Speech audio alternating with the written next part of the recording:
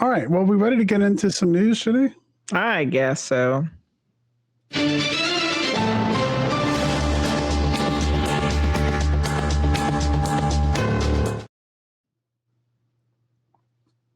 All right. So I guess I should say before we get started tonight, wherever you're following us or watching us tonight, thank you so much. You can find us over on Facebook. You can find us on YouTube. You can find us on Twitch. You can find us wherever you listen to your podcasts. There's a lot of different platforms out there. Whatever platform you're watching us on or listening to us on, if you could leave a thumbs up, like, review, any of those things. If you can leave us an Apple Podcast review, it would be helpful. Because our score went down because of my pronunciation of Reese. We were at 5 stars. That took a direct hit. So if you want to go ahead and give us a review, it would always be appreciated. And thanks for listening and watching wherever you're listening and watching.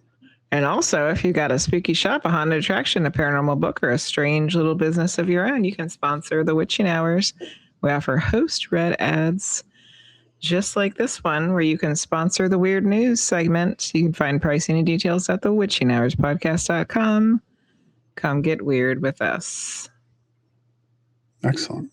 Yeah, we got deals. You can get like a free show. You get like a month worth of show. Or spots are available. So if you got something you want to promote, let us know. Story number 1 tonight. What's up? For some reason, my brain was like not connecting what you were saying. And you were saying spots are available. But what I heard was sponsorship. Sponsors? Spotsters? I was like, what? What's available? Oh. Spots to sponsor are available. Yes, hi, Chico.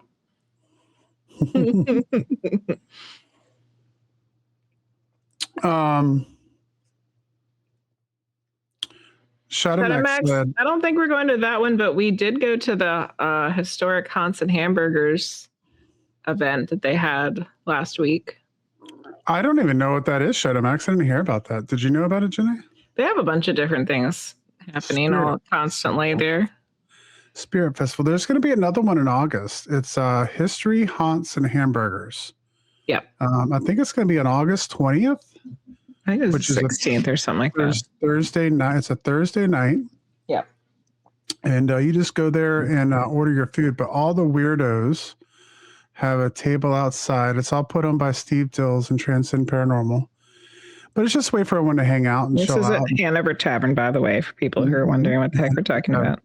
Yeah, so it's always, we went to the one this month. It was a good time. It was a good chance to like hang out with people you see at the Paracons and stuff like that are local, but just without all that hanging over your head. Yeah, not having to set up vendors and everyone bringing along all their signs and people having to give talks and classes. Everyone's just chilling out and maybe having an adult beverage and eating some good food. Hanover Tavern's a great place. CMC said, what if we want to sponsor the channel? If we want to sponsor the channel, yeah, we can figure. We have options open for just regular sponsorships as well.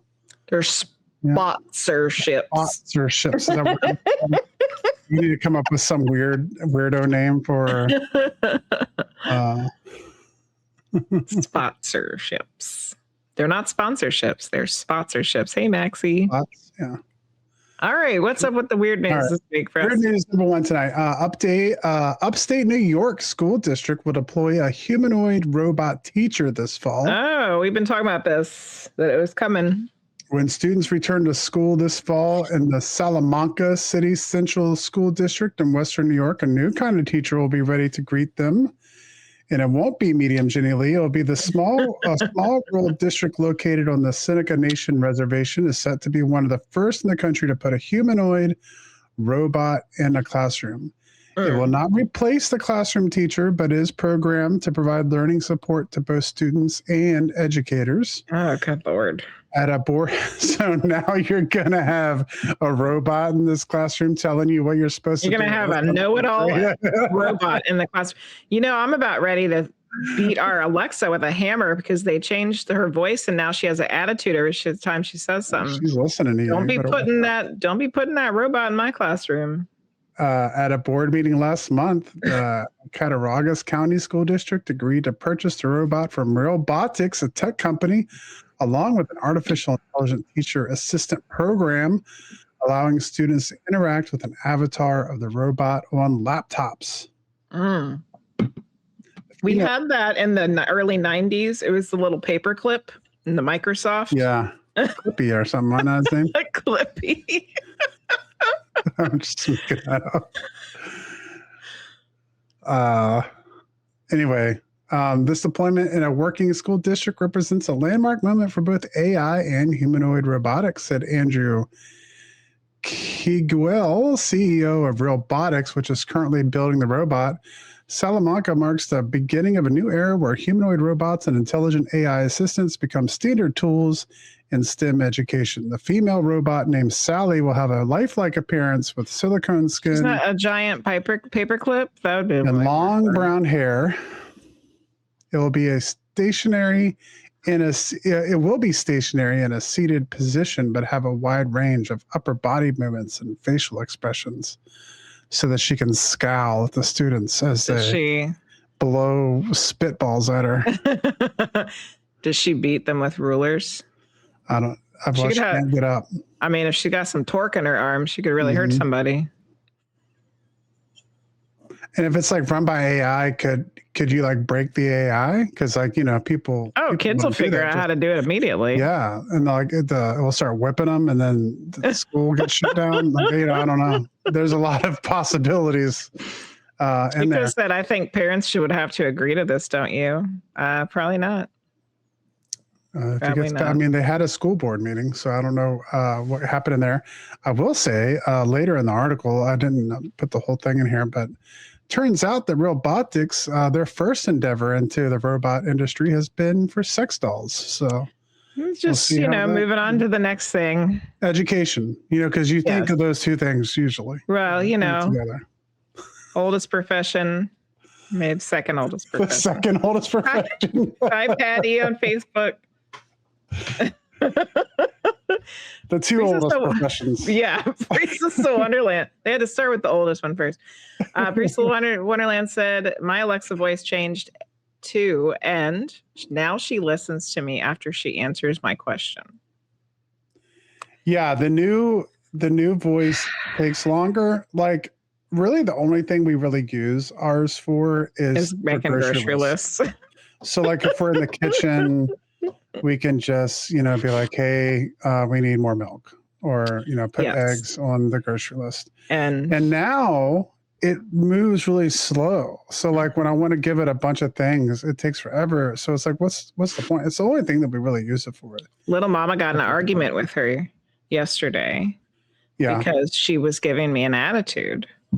And then Little Mama said, "Don't give my mom an attitude."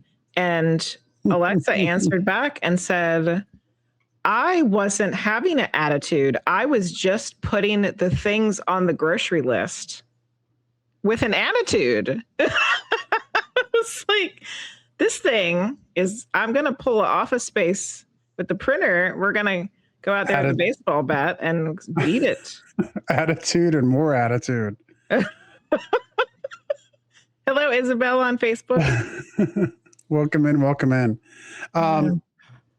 Just a reminder, as people trickle in, we are going to have open lines tonight. So if there's something paranormal, questions for Medium Jenny Lee, things like that, we can get into that tonight. Right now, we're going to continue getting to the weird news. And this is story number 2, brought to you by CMC Airboss. Meteorite that crashed into a New Jersey home contains extraterrestrial amino acids. Saying that he sponsored it.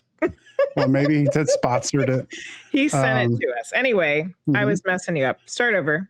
A meteorite that crashed into New Jersey home contains extraterrestrial amino acids. A meteorite weighing more than 2 pounds that crashed through the roof of a New Jersey home 2 years ago could shed light on ancient water in the solar system. Observers across New York, New Jersey, Connecticut, Rhode Island, and Pennsylvania reported seeing a fireball streaking across the sky During the day, July 16th, 2024, and as the object whizzed by just south of the Statue of Liberty, it caused a sonic boom felt by New York City and New Jersey residents. The spectacle came from a space rock estimated to be the size of a heavy airline bag that zipped through Earth's atmosphere at a speed of 32,000 miles an hour, 14.4 kilometers per second for all of our non-Americans here. Unlike some meteorites, this space rock was particularly fragile, and it broke apart about 22 miles above ground.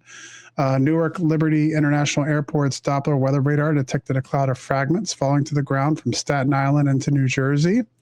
Only one fragment was recovered, and that's because it punched through the ceiling of a master bedroom in the Hillsborough, New Jersey home. Researchers detected high abundances of sodium, likely from icy brines within the original asteroid. As water evaporated on the space rock, it left behind concentrated salt minerals that could create molecules crucial for life as we know it, according to researchers. The team also detected organic carbon and complex amino acids. Pretty cool. Well, it's always been talked about. I've seen it said quite a bit that there's theories that water was brought to Earth by asteroids, so like all the impacts are where water comes from. So being able to find the building blocks, or what we think are the building blocks of life anyway, building blocks is what we know of as life. Yeah. Speaking of which, that brings up story number 3. Astronomers find an atmosphere on nearby Earth-like planet. So this kind of continues this conversation and what you were just talking about. There are a few key features that make a planet amenable to life, at least life as Earthlings know it. Oh, thank you. Somebody put it in there. It should be rocky, be at the right temperature for liquid water to exist, and have an atmosphere. On Thursday, a team of astronomers announced that it had identified a world with all 3 traits. At this point, we have absolutely no evidence for life on this planet, said Colin Cherubim, a planetary scientist who recently earned his PhD from Harvard. But we think all name is Cherubim. Yeah. But we think all of the really important essential ingredients are there. The rocky planet named LHS 1140b. Of course it is. There are more planets out there than we have words, human words. So you got to have something. We can to make put it lots out of there. combinations of words. And you're going to remember them? I would remember it way better than letters and numbers. 2 trillion planets. You're going to write them all down in your notebook over there? Yeah, I got plenty of notebooks. To scientifically be able to log these things. Even animals have scientific names. It's still a name and not numbers and letters. The Woodburger. The Woodburger ain't scientific, Hello, Gene on way to remember all Facebook. this stuff. Ain't nobody going to remember no damn numbers and letters. The rocky planet is a few dozen light years from our solar system. It orbits a star with a distance known as the habitable zone, where it's neither too hot or too cold for liquid water to exist on the planet's surface. It was first discovered in 2017. The planet is cooler than Earth, but it's bigger in both size and mass. New data collected by the astronomers suggests that LHS... How do they know it's cooler? I mean, Earth is pretty cool, too.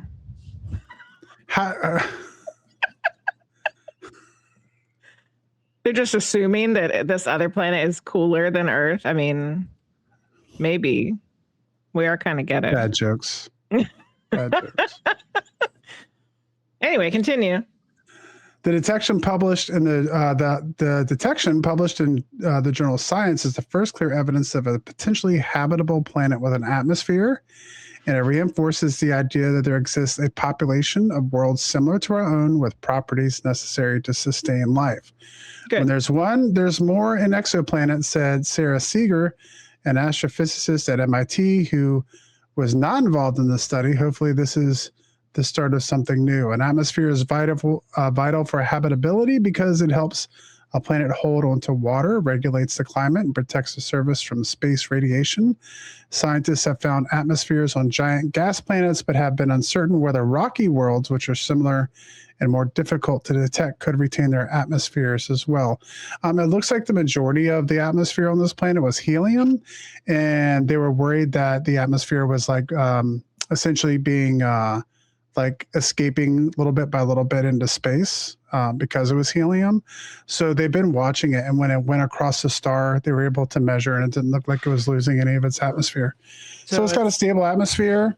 It's got the right rocky planet, and it's got the right temperature. Sylvester Stallone is from, but since there's a helium atmosphere, tonight. then he has a high pitched voice.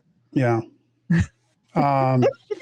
So it's got the right temperature for water and an atmosphere and a rocky planet. So we'll see.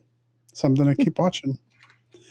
And the last story for tonight, your mother may still be living in your brain. A new study has found that cells from your mother may have traveled. Get out of my brain, Mom. A new study has found that cells from your mother may have traveled into your brain while you were still in the womb, and they can remain there for decades, possibly your entire life. This phenomenon is known as maternal microchimerism. It's the other way around, too. That the babies, the moms have parts of the baby stuff in them still from their children. Where a small number of cells pass between mother and baby during pregnancy. Researchers analyzed brain tissue from children with epilepsy and discovered maternal DNA in about 70% of the brains they studied.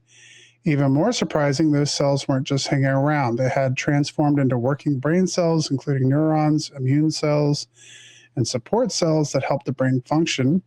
The team then examined healthy brain tissue and found similar foreign cells in people ranging from unborn babies to individuals in their 90s. Suggesting these maternal cells can persist for an entire lifetime. In other words, you're never letting your mother have a break ever. Yeah. She's got to work in your brain too. Goodness gracious. Not acceptable. No. But seriously, there's been research and studies done where it's the other way around too, where the mother holds the DNA of the children. Yeah. That she's carried with her still too. Yeah, it says that right at the beginning of the article. It says that the mother and the children can exchange tissues. Scientists don't know yet exactly what the cells are doing. They may help with brain development, aid and repair, or influence the immune system. But that's all still under investigation. Yeah, that's cool. Yeah, I thought that was interesting. Her mom just has to carry the baby's stuff around for the rest of her life, but then the baby gets to have mom working in their brain. That seems about right. And that was the weird news.